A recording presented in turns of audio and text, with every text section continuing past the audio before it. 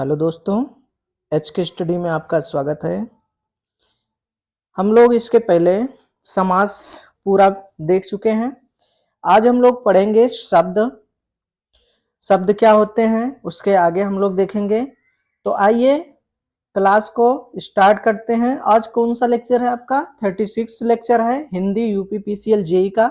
तो आइए क्लास को आगे बढ़ाते हैं। तो पहला है आपका शब्द। शब्द क्या होता है? शब्द मीन्स क्या होता है? भाव होता है। तो वर्णों के मेल से क्या होता है? शब्द वर्णों के मेल से जो सार्थक अर्थ दें उन्हें शब्द कहते हैं।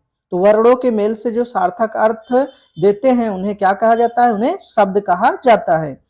जब हम शब्द की अन्य शब्दों के साथ रखते हैं या वाक्य में रखते हैं तब वो शब्द क्या कहलाता है? तब वो पद कहलाता है। जैसे एग्जाम्पल देखेंगे, आम है, ये क्या है? शब्द है। इसमें बड़ा आ माँ और आ से मिलकर बना हुआ है। तो वर्णों का सार्थक समूह ही शब्द कहलाता है। तो वर्णों का सार्थक शब्द ही क्या कहलाता है?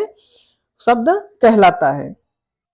आगे एग्जाम्पल देखेंगे, जैसे दिया है, क्या दिया है? आम बहुत मीठे होते हैं। इसमें आम जो है वो क्या है आपका?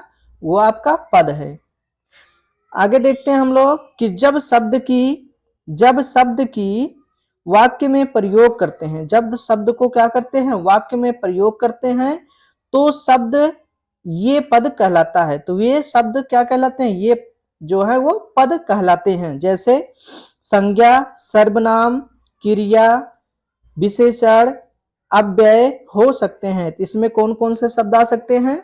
संज्ञा, सर्वनाम, क्रिया, विशेषण, अव्यय हो सकते हैं। अब बात करते हैं प्रयोगों के आधार पर। तो प्रयोगों के आधार पर ये जो शब्द होते हैं वो कितने प्रकार के होते हैं? वो आपका दो प्रकार का होता है। कौन कौन सा होता है? पहला है आपका विकारी और दूसरा है आपका अविकारी शब्द। तो विकारी शब्द क्या होता है? जिन शब्दों में लिंग, वचन, कारक के कारक परिवर्तन होता है उसे विकारी शब्द कहा जाता है। और विकारी शब्द उसे क्या कहते हैं? उसे विकारी शब्द कहते हैं। विकारी शब्द आपका चार प्रकार का होता है। कौन कौन सा? पहला है संज्ञा, जिसे नाउन कहते हैं इंग्लिश में। दूसरा है सर्वनाम, जिसे प्रोनाउन कहते हैं। तीसरा है विशेषण, जिसे एडजेक्टिव कहते हैं। और चौथा लास्ट आपका है क्रिया। क्या है? क्रिया, जिसे वर्ब कहा जाता है। अब बात करते हैं अविकारी शब्द। तो जिन शब्दों में लिंग, वचन, कारक के कारण कोई परिवर्तन नहीं आता है, कोई परिवर्तन नहीं होता है, उसे भी अविकारी शब्द कहा जाता है। इनकी भी संख्या कितनी होती है? इनकी भी संख्या 4 होती है। आइए देखते हैं।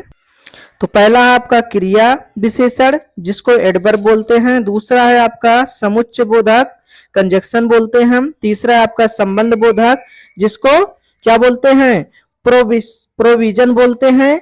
और चौथा है आपका विस्मयादि बोधक, जिसको इंटरजेक्शन बोलते हैं। अब हम लोग बात करेंगे पहला विकारी शब्द में कि संज्ञा क्या होता है? नाउन।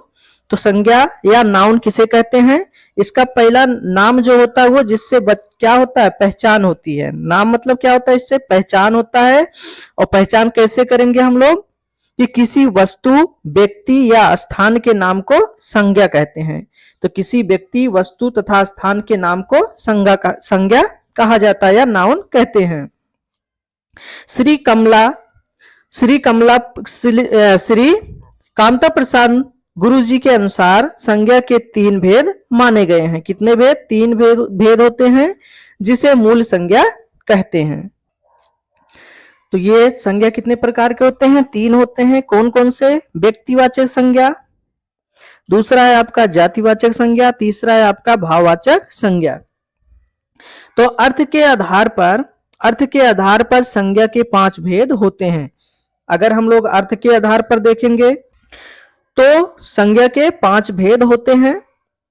कौन कौन से होते हैं?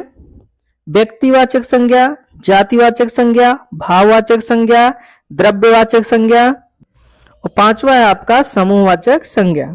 अब बात करते हैं हम लोग व्यक्तिवाचक संज्ञा क्या होता है। तो किसी विशेष, विशिष्ट, सबसे अलग जो एक ही हो, के नाम की पहचान कराने वाले शब्द को व्यक्तिवाचक संज्ञा कहा जाता है। उसके जैसा कोई अन्य ना हो, मतलब कि इसमें क्या होता है, व्यक्तिवाचक संज्ञा, व्यक्ति का ही बात किया जाता है, उसके अलावा उसमें कोई और ना हो, तो उसको हम लोग व्यक्तिवाचक संज्ञा कहते हैं। इसमें पहला है आपका व्यक्ति का नाम, जैसे गीता, सीता, मीता, राधा, अनु, और स्थानों के नाम जैसे देहरादून, मेरठ, लखनऊ, दिल्ली,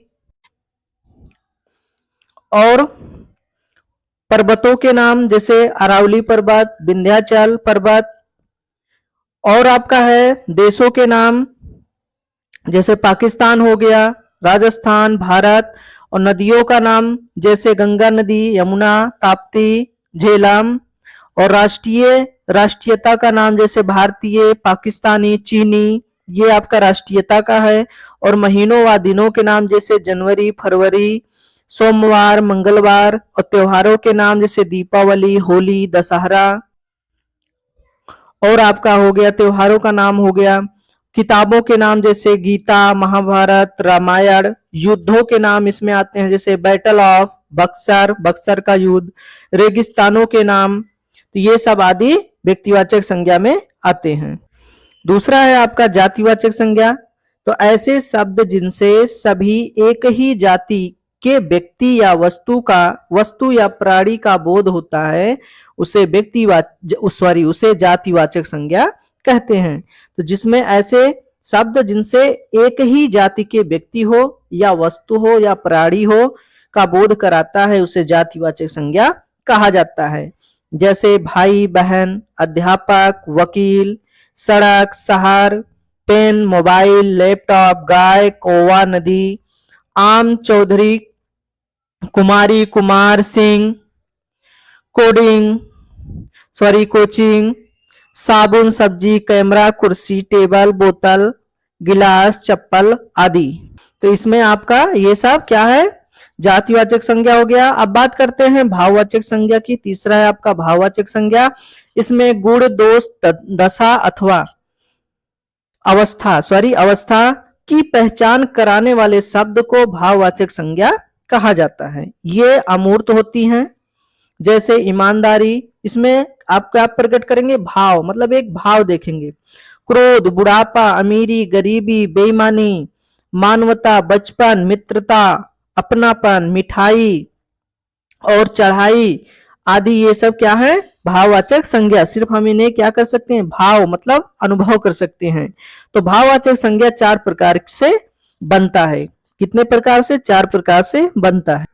तो आपका जैसे पहला है जातिवाचक से भाववाचक संज्ञा, तो जैसे आदमी, तो इससे बनता है आदमियत हो गया। मानव से मानवता बनता है, और इंसान से इंसानियत बनता है। पशु से पशुत्व या पशुता बनता है। धनुष से धनुषता बनता है। स्त्री से स्त्रीत्व बनता है। लड़का से लड़कपन बनता है, और बच्चा से बचपन बनता है। शहर से शहरी, भाई से भाईचारा, नारी से नारीत्व, प्रभु से प्रभुत्व, और मनुष्य से मनुष्यता या मनुष्यता बनता है। बी है आपका विशेषण, इसमें जैसे भाववाचक, और सी है आपका क्रिया भाववाचक। तो इसमें आपका विशेषण भाववाचक संज्ञा में मीठा से मिठास हो गया, बूढ़ा से बुढ़ापा, मधुर से माधुर्य हो गया, सुंदर से सुंदरता हो गया या सौंदर्य, खट्टा से खटाई या खटास हो गया, वीर से वीरता हो गया, और उष्ण से उष्णता हो गया, और सर्द से सर्दी बन गई। और है आपका आगे तीक्ष्ण से तीक्ष्णता बन गया, चतुर से चतुराई हो गया, बेईमान से बेईमानी, और लाल से लालिमा बन गया। अब आपका सी है क्रिया, जिसमें भाववाचक है। तो इसमें जैसे खेलना से खेल बन गया, दौड़ना से दौड़ हो गया, लूटना से लूट हो गया, भागना से भाग हो गया, जीतना से जीत हो गया, सीना से सिलाई हो गया, और कूदना से क्या हो गया, कूद हो गया, छपाई से छपाई या छापा बन गया। आगे आपका सजाना से सजावट हो गया, घूमना से घूम हो गया, और चढ़ना से चढ़ाई, लिखना से लेख या लिखावट, पढ़ना से पढ़ाई, और कमाना से कमाई बन गया। तो ये आपका क्या था, भाववाचक संज्ञा, जिसमें क्रिया थी। अब हम लोग बात करते हैं सर्वनाम जिस भाववाचक। तो इसमें आपका जैसे उड़ना से उड़ या उड़ाना हो गया, काटना से काट हो गया, चलना से चलन हो गया। और सर्वनाम क्या है? निज मीन्स मेरा या निजता, निजित्व जिसको बोलते हैं, अपना से अपनापन बनता है। मम से ममता, ममत्व बनता है। सर्व से सर्वस्व, पराया से परायापन, भ्राता से भ्रातत्व, पात्र से पात्रता और समीप से समीप्य बनता है। आगे है आपका शीघ्र से शीघ्रता या शीघ्रित्व बनता है। दूर से दरी या रखो और शाबाश से शाबाशी शब्द बनता है। आगे चौथा है आपका समूहवाचक संज्ञा। तो इसे क्या कहते हैं? समुदायवाचक संज्ञा भी कहते हैं। और दूसरी आप कह सकते हैं कि जिस संज्ञा में अनेक वस्तुओं या प्राणियों के समूह का बोध होता है उसे समूहवाचक संज्ञा कहा जाता है। तीसरा है आपका समूह, समुदाय या ग्रुप का बोध या ज्ञान कराए उसे भी समूहवाचक संज्ञा कहा जाता है। जैसे आपका है पहला व्यक्तियों का समूह, जिसे ग्रुप जो होता है ग्रुप, वो आपका समूहवाचक संज्ञा होता है। जैसे आपका दिया है व्यक्तियों का समूह में जैसे भीड़ हो गया, सभा हो गया, समिति हो गई, दल हो गया, लोकसभा, राज्यसभा, परिषद, आयोग, रैली आदि, ये सब क्या है? समूहवाचक संज्ञा है। दूसरा आप कह सकते हैं वस्तुओं का नाम, जैसे गुच्छा, पुंज, ढेर, श्रृंखला, पुस्तकालय आदि शब्द हैं। तो ये किसके अंतर्गत आते हैं? आपका समूहवाचक संज्ञा के अंतर्गत आते हैं। अब हम लोग नेक्स्ट वीडियो में करेंगे। तब तक के लिए जय हिंद।